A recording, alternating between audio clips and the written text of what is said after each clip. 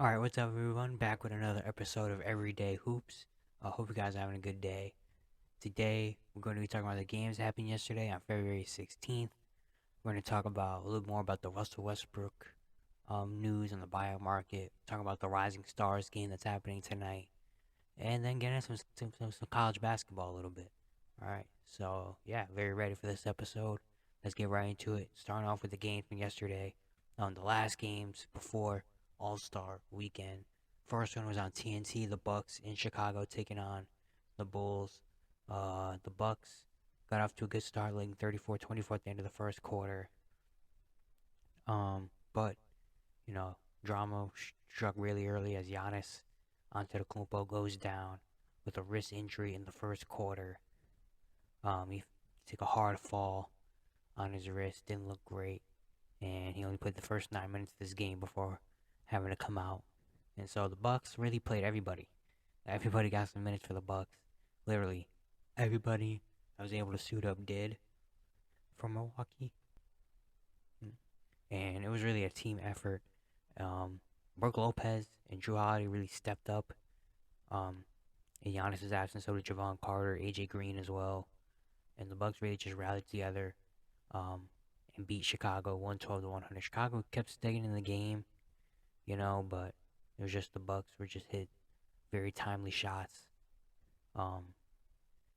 in the fourth and stuff to win the game. They win 112-100. They hit 18 threes as a team, shot 45%, had 5 more assists, had 7 blocks in this game. Brook Lopez was sensational. 33 points, 7 rebounds, and 4 blocks, shooting 13 for 18 and 3 for 6 and 3. He was doing it all over the place. On offense, he was getting the ball and scoring down low. He's hitting threes, getting rebounds, blocking shots. He's been incredible this season with Milwaukee in general. Like, he's in the running for Defensive Player of the Year. He stepped up big when Chris Middleton was out earlier in the year. And then now Giannis being out. Chris Middleton also didn't play yesterday for Chicago, so they didn't have Giannis and Chris Middleton.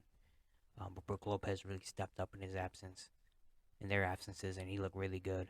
Drew Holiday had 15, 6, and 9 as an all-star. Javon Carter had a great game as well. 22, 6, and 6, hitting 4 threes.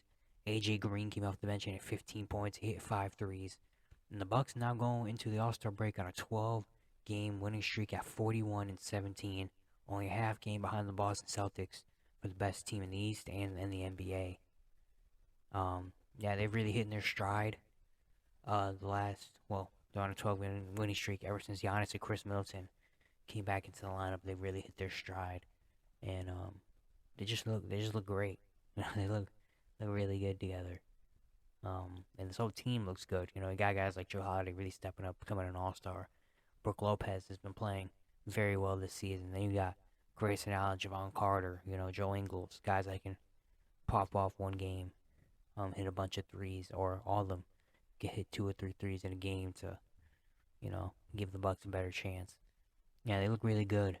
But for Chicago, they go in All-Star break on the opposite end on a 6-game losing streak, now 11th in the Eastern Conference. It just looked very bleak over there. Vucevic had 22 and 16 last night. Zach LaVine had 18 points. He shot just 5 for 16. Patrick Williams had some nice moments, though, with 16 points. And then Dalen Terry got some minutes at 13. But yeah, for Chicago, literally everyone played as well. Everyone played. Like, Dalen Terry was a 6-man. Carla Jones was on a 2-way contract, got 22 minutes. Without DeMar DeRozan, the Bulls just really kind of just played everybody out there. And the Bucks got the win 112-100. They go on a All-Star break, 12-game winning streak. They look like a force to be reckoned with. The next game we had was the Wizards taking on the Minnesota Timberwolves. The Timberwolves got off to an amazing start in the first quarter, up 36-21 at the end of the first. Anthony Edwards was taking over this game, but then you got, like Kyle Anderson and Jaden McDaniels hitting some nice shots. The Timberwolves going to the second, up 36-21. And then the second quarter, the Wizards outscore Minnesota 30-23, led by Porzingis and Bradley Beal. So halftime was an 8-point game. Third quarter, it looked like Timberwolves are kind of just gonna not run away with it, but Timberwolves were really in control, especially the last few minutes of the third quarter But at one point, they took a 16-point lead. By Anthony Edwards. Anthony Edwards was just amazing in this game. Timberwolves go into the fourth quarter with an 11-point lead, but then the fourth quarter happens, and it's the Bradley Beal show. Bradley Beal closes this game out. The Wizards bench kind of brings them back into the game, but then Bradley Beal, in the last 3.5 minutes, was amazing. He scored 7 straight points to make it a 2-point game. Kyle Kuzma hits a 3-pointer to take the lead, and then Bradley Beal hits a 3 to seal it, and the Wizards will come back and win 114 to 106. Bradley Beal finishes with 35, 6, and 5 on 14 for 28 shooting. He was amazing in this game. Kyle Kuzma has 16 and 7, even though he didn't shoot well. He shot just 6 for 21 from the field. He has some big shots. Porzingis at 14, 5, 2 steals, 2 blocks. Corey Kispert off the bench at 15 points and 4 threes. He looked really good off the bench. And then you got DeLon Wright, Danny Avdija both putting in 10 points. For Washington, they shot better from the field, 45%. They hit 14 threes to Minnesota's 8. They forced 3 more turnovers. They had 4 more assists, 5 more steals. And Bradley Beal in the fourth quarter was great. Bradley Beal hasn't really been like the Bradley Beal of the past few years this season. He's kind of more taken a little bit of a back step to Porzingis and Kuzma. Those two have been shining, but Beal has been putting up 30 a game like he was the previous years. But he's been trying to be more of a team player and kind of get his when he needs to, and let everyone else work, which has been decent, I guess, for Washington. I would say good, but they're 9th and 10th, so it's been okay. But he still has his moments where he can go off, and take over the game. But yeah, for Minnesota, Anthony Edwards was amazing in this game. 34 points. He shot just 11 for 26, but he was pretty much unstoppable for the first 3 quarters of the game. And yeah, he really deserves to be in that All-Star game, man. Really love that he got in as a replacement. Because he's been amazing. If you take out the first month and a half of the season, he's been incredible. And a lot of people are talking about how even before the season, he was supposed to be making this big jump. Everyone thought he was going to turn into an All-Star and a definite All-Star and all this stuff. It took a little while for him to get there, but now he's finally hitting it. People, I feel like, aren't talking about it as much as they should, but he's hitting that all-star jump right now, and it's incredible to watch. He's one of the more fun players to watch. Kyle Anderson also had 18, 5, and 8. He's been really good for Minnesota this season. Rudy Gobert has 17, 19, 3 blocks. Rudy Gobert's got some of the worst hands I've seen on a big man. There's 3 plays in a row in the first quarter where they tried to give him the ball, and he just either fumbled it, lost it, or it just wasn't smooth, man. His hands are not good. Jaden McDaniels had 15 and 8. Mike Conley played 33 minutes and didn't score. He had 6 assists, but missed all of his shots. And the bench didn't really provide anything for Minnesota. They go into the All-Star break 8th in the Western Conference at 31 and 30, tied for 7th with New Orleans, but they're 8th in the West. And they've gotten a lot better since they started off. They were 11th and 12th in that range, and they got up to as far as, I think they were 5th, maybe even at one point. But they're 8th right now, and hopefully Carter Towns come back and they have a good second half of the year. For Washington, they go into the All-Star break on a 2-game winning streak, 9th in the Eastern Conference, and only half game behind Atlanta for that 8th spot. So yeah, Washington's slowly making a jump. And then the last game of the day was on TNT, the Clippers and the Suns. This was a great game as well. 2 teams kind of 4 and 5 in the Western Conference battling each other. This could potentially be a first-round matchup. There's a lot more time left to decide that, though. But this was a great game. The Clippers up by 5 at the end of the first quarter, 28 to 23. They got a lot of help from Terrence Mann, who's very good in this game. The Paul George hit some shots as well. We go to the second quarter, and the Suns come right back. Josh Okogie had a very good game. He had some shots at the early second quarter to keep the Suns within range. Terrence Ross also played in this game. For his first game as a Sun, he looked really good. Going to halftime, the Clippers up by 2 after Zubac hit a tip-in layup with 57 seconds left. We go to the second half, and Clippers outscore Phoenix 37 to 32. Again, help from Terrence Mann and Victor Zubac. This game was really good. Kawhi hit some shots in the third, even though he didn't have a good shooting game. But he hit some big shots in the third to kind of pull the Clippers ahead. Um, and so the Clippers go into the fourth with a 7-point lead. And in the fourth quarter, the Suns are making it a game, definitely. Their bench was really keeping this game close, not letting the game hit double figures. But then Paul George hit two free throws to make it a 10-point game. But then the Suns made it right back, 5-point game. Josh Okogie, Devin Booker, back-to-back shots to make it a 5-point game. But again, Paul George and Terrence Mann closed this game out, and the Clippers win 116-107. Paul George finished with 26, 6, and 5. Terrence Mann also finished with 26 points on 10 for 12 shooting. He's been amazing ever since he's become their new starting point guard. And yeah, he's a very good player for this team. Very kind of Swiss Army knife-ish. He can play the point, the 2 guard, the 3, even some 4 in some lineups. He can hit threes. He can get to the rim and dunk. He's a solid defender. He's just kind of an all-around solid player for the Clippers. Terrence Mann has been. Of course, his big shining moment was 2 years ago in the playoffs when he had that 40-point game on the Jazz on Rudy Gobert to lead him to the conference finals. But Terrence Mann has become very, very solid. Very good kind of Swiss Army knife type of player. Kawhi, again, didn't shoot well. He shot just 5 for 18, but made some big shots when he needed him to, and he had 16 and 9 rebounds. Zubac had 13 and 12. Eric Gordon had 13, 7 assists off the bench. And a big win for the Clippers. A big win for the Clippers. They're a really good defensive team. They've been a good defensive team all year.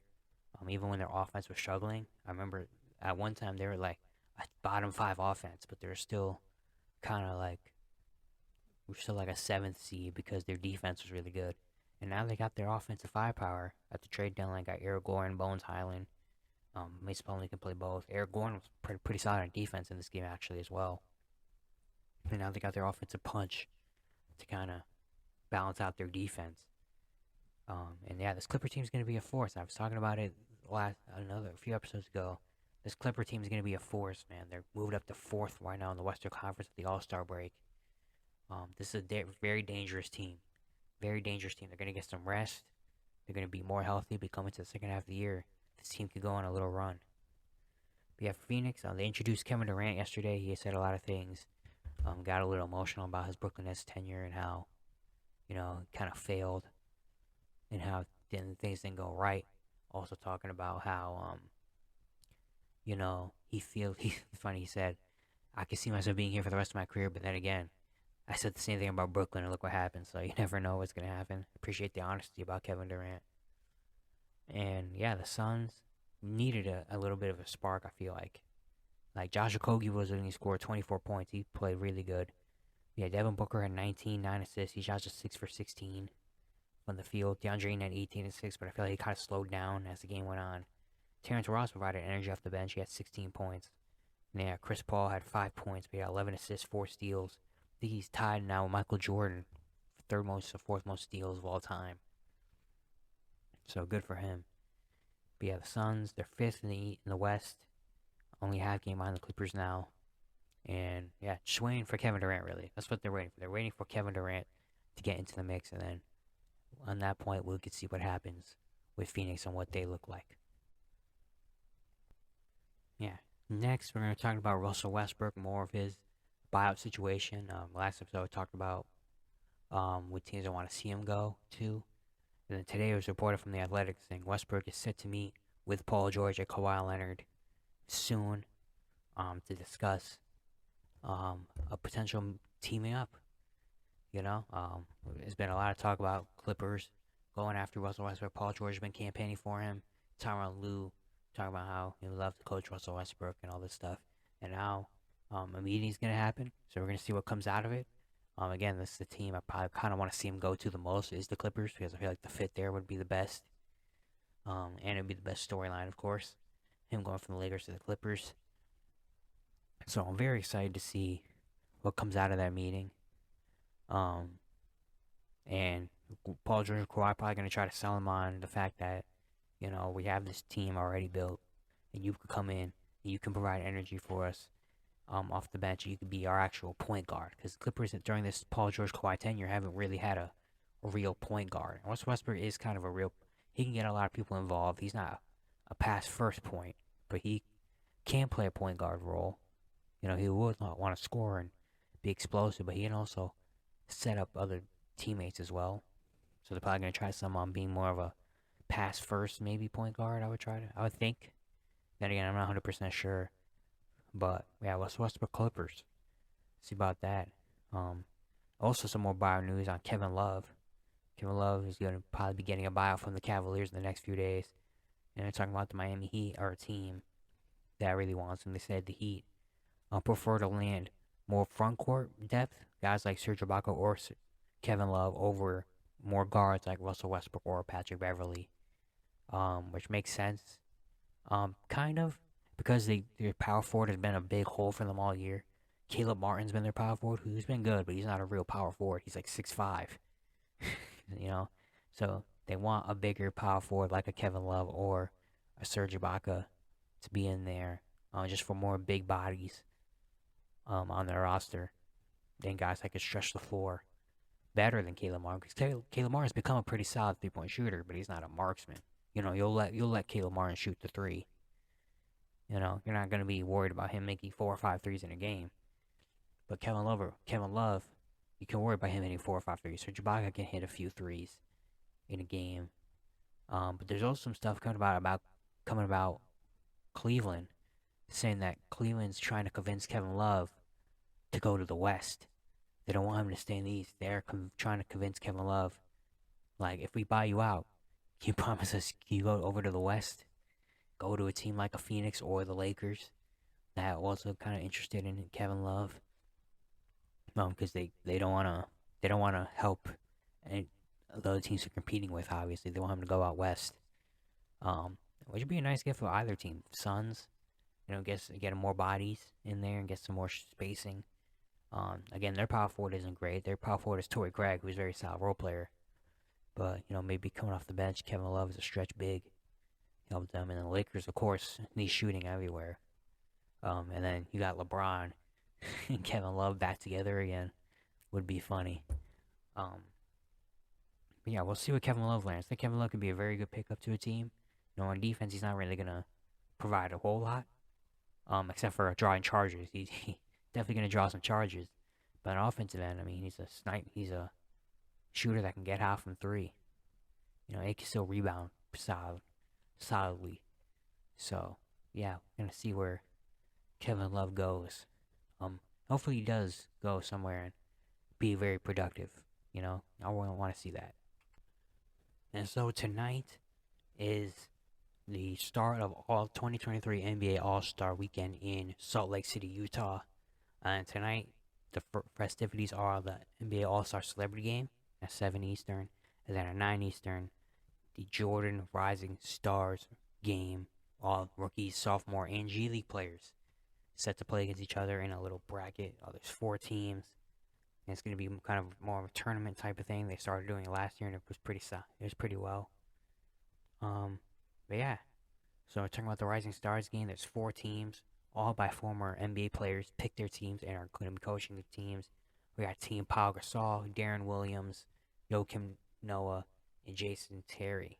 Here are the teams for each player. For Team Pau, we got Jose Alvarado, Paulo Banchero, Scotty Barnes, Jaden Ivey, Benedict Mathurin, Keegan Murray, and Andrew Nembhard. Very a young team. I mean, all these teams are going to be young, so what am I saying? But now we got his team. We got Team Darren Williams, which is AJ Griffin, Bones Highland, Walker Kessler, Trey Murphy, Alperen Sengun, Franz Wagner, Ayo Dosunmu, and Jalen Green, who is injured. Jalen Green will not play in this game because of injury, so I would assume we replaced him on a team.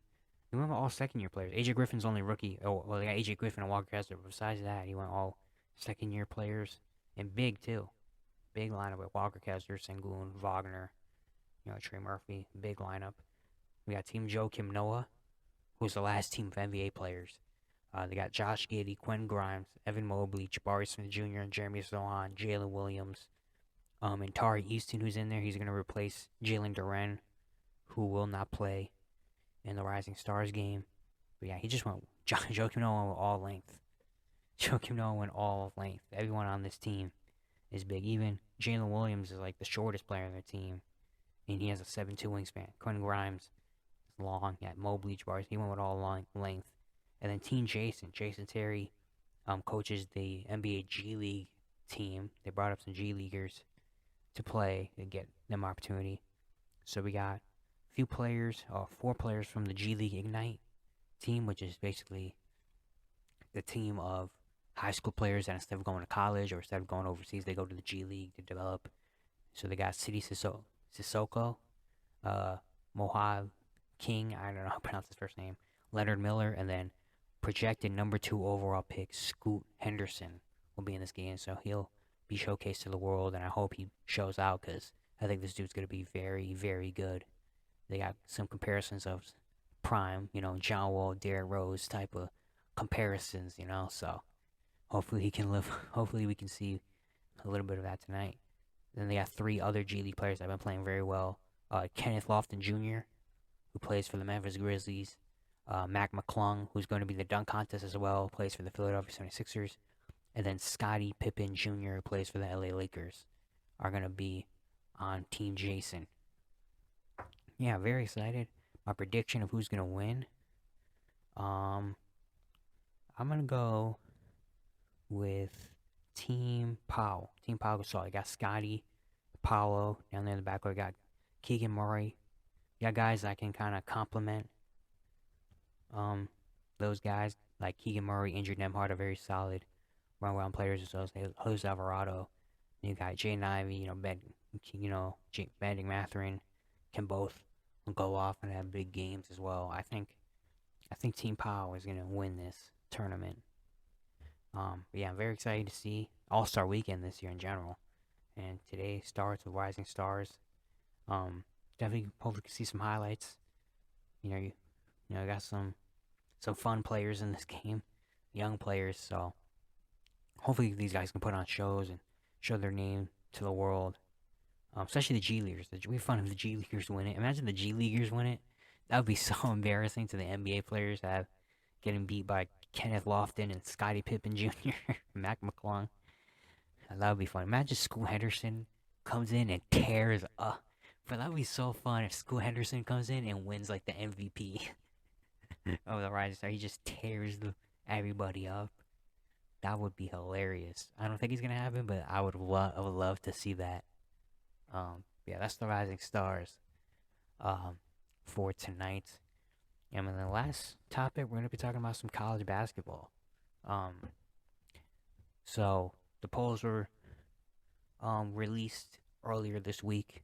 The new polls, and Alabama became the number 1 seed for the first time in about like 15 to 20-ish years. And so that was fun, right? You get number 1 seed, let's go. And then they're number 1 for what, maybe 2 days, and then they lose to number 10 Tennessee 68-59. Yeah, so they enjoyed being number 1 for a few days, and then they lost. And then even yesterday, we had some top seeds losing. Houston, the number 2 seed, won, but number 3 seed Purdue, who actually lost their number 1 spot after losing to Northwestern last week, they lose to Maryland. And I just want to talk about college basketball, how crazy it is this year. I mean, I think every number 1 seed so far has lost a few games this year. Like every team that was number 1 at one point, I feel like lost their number 1 spot quick. And this year has been great for college basketball, and you never know what's gonna happen.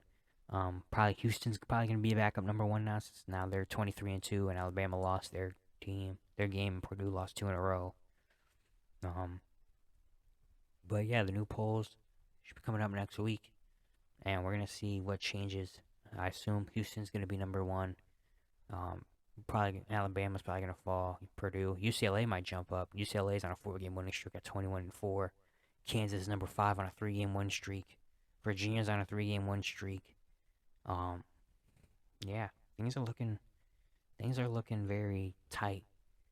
And then March Madness is gonna start very soon, so I'm very excited for that.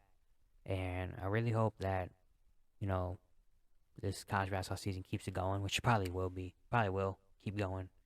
I don't see this crazy upsets going down anytime soon. There's probably gonna be a lot more upsets going on. Today we got no ranked teams actually playing today. But then tomorrow's Saturday, we got some solid matchups. We got Indiana, Illinois on ESPN. Let's see, Connecticut's playing Seton Hall at 12. Tennessee's playing Kentucky. Got a 2 o'clock a ranked matchup, Iowa State, Kansas State. Then 12 seed and the 19 seed.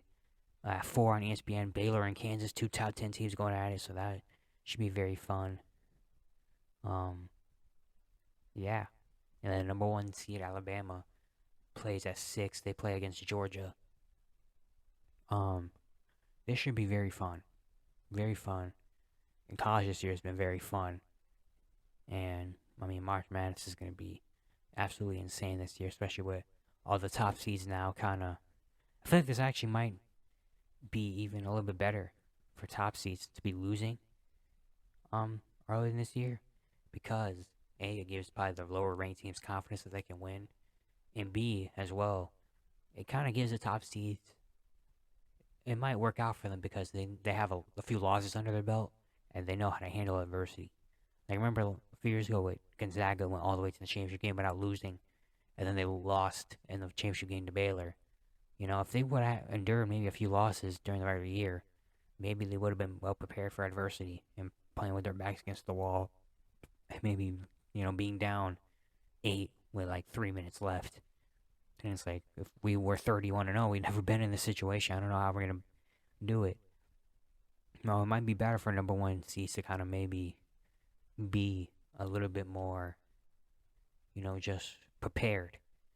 Have a few losses under their belt. Struggle with adversity a little bit more so that they come into this spot and they know how to handle it.